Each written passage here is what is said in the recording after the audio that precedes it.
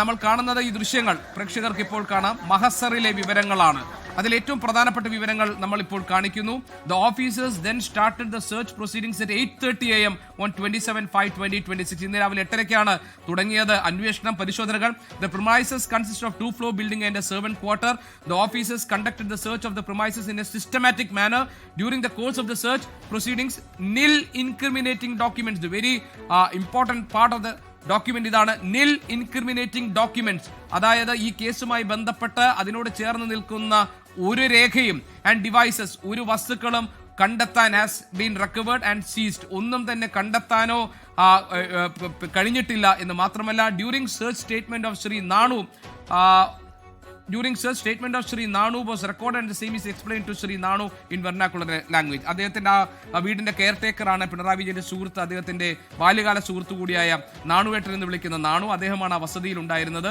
അദ്ദേഹത്തിന്റെ മൊഴി, അദ്ദേഹത്തിന്റെ സ്റ്റേറ്റ്മെന്റ് രേഖപ്പെടുത്തുകയും കാര്യങ്ങളൊക്കെ അദ്ദേഹത്തിന് മലയാള ഭാഷയിൽ, വെർനാക്കുലർ ലാംഗ്വേജിൽ, പ്രാദേശിക ഭാഷയിൽ അദ്ദേഹത്തോട് വിവരിച്ചു കൊടുക്കുകയും ചെയ്തിട്ടുണ്ട് എന്ന് മഹസറിൽ രേഖപ്പെടുത്തിയ ആ മഹസറിന്റെ ഏറ്റവും പ്രധാനപ്പെട്ട ഭാഗം അടങ്ങിയ പകർപ്പാണ് ഇപ്പോൾ പ്രേക്ഷകർ 24 സ്ക്രീനിൽ കണ്ടത്. അപ്പോൾ നമ്മൾ മനസ്സിലാക്കേണ്ടത്, ഈ റെയ്ഡിൽ രണ്ടിടങ്ങളിൽ നിന്ന് ഉദ്യോഗസ്ഥർ അവരുടെ പരിശോധനകൾ പൂർത്തിയാക്കി മടങ്ങിയിരിക്കുന്നു. ഒന്ന് പിണറായി വിജയന്റെ കണ്ണൂരിലെ വസതി, മറ്റൊന്ന് കോഴിക്കോട്ട് മുഹമ്മദ് റിയാസിന്റെ വസതി. രണ്ടിടങ്ങളിൽ നിന്നും ഈ കേസുമായി ബന്ധപ്പെട്ട എക്സാലോജിക് CMRL അനധികൃത പണമിടപാട് കേസുമായി ബന്ധപ്പെട്ട ഒരു രേഖയും ഒരു തെളിവുകളും ഒരു വസ്തുക്കളും കണ്ടെടുക്കാനോ കൊണ്ടുപോകാനോ കഴിഞ്ഞിട്ടില്ല എന്ന പ്രധാനപ്പെട്ട വിവരമാണ് വരുന്നത്. അവിടെയാണ് ഈ റെയ്ഡിന്റെ രാഷ്ട്രീയ ഉദ്ദേശമായിരുന്നോ, ഈ റെയ്ഡ് എന്തുകൊണ്ട് ഇപ്പോൾ നടത്തി, ഇതിന് പിന്നിൽ മറ്റെന്തെങ്കിലും താല്പര്യങ്ങൾ പ്രവർത്തിച്ചിട്ടുണ്ടോ എന്നൊക്കെയുള്ള സംശയങ്ങൾ, ആരോപണങ്ങളായി ഉയർന്നു വരുന്നത്. ഡോക്ടർ ഉന്മേഷ്, ഇപ്പോൾ ഗോപി സൂചിപ്പിച്ച പോലെ തന്നെ രണ്ടിടങ്ങളിൽ റെയ്ഡ് പൂർത്തിയായി. അവിടെ നിന്ന് ED ഉദ്യോഗസ്ഥർ മടങ്ങിയിരിക്കുകയാണ്.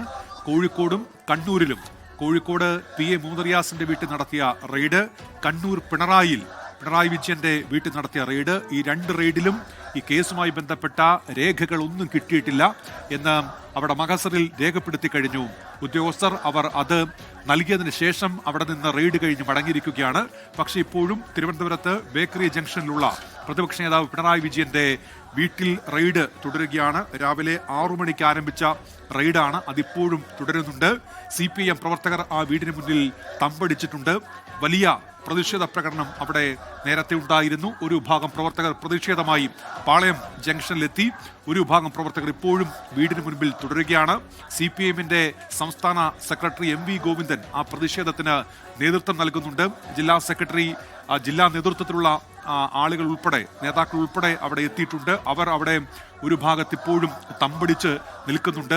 അവിടെ നിന്ന് എന്തെങ്കിലും കിട്ടിയിട്ടുണ്ടോ ഈ കേസുമായി ബന്ധപ്പെട്ട് എന്നുള്ളതാണ് അറിയേണ്ടത്. ആ വീടിന്റെ വാതിൽ അത് 6 മണി മുതൽ അടഞ്ഞു കിടക്കുകയാണ്. ആർക്കും പുറത്തേക്ക് ഇറങ്ങാൻ കഴിഞ്ഞിട്ടില്ല.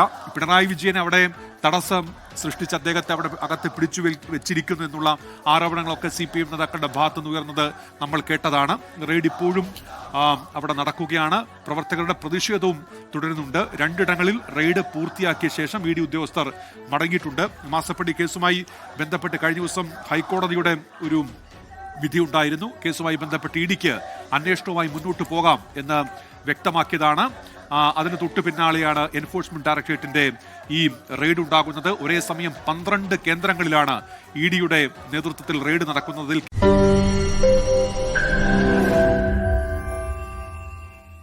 ലോകത്തെവിടെയായാലും ഏത് സമയത്തും 24 വാർത്തകളും ഓഗ്മെന്റഡ് റിയാലിറ്റി പാക്കേജുകളും എക്സ്പ്ലെയിനറുകളും വിശദമായി കാണാൻ ഞങ്ങളുടെ YouTube ചാനൽ നിങ്ങൾക്ക് സബ്സ്ക്രൈബ് ചെയ്യാം.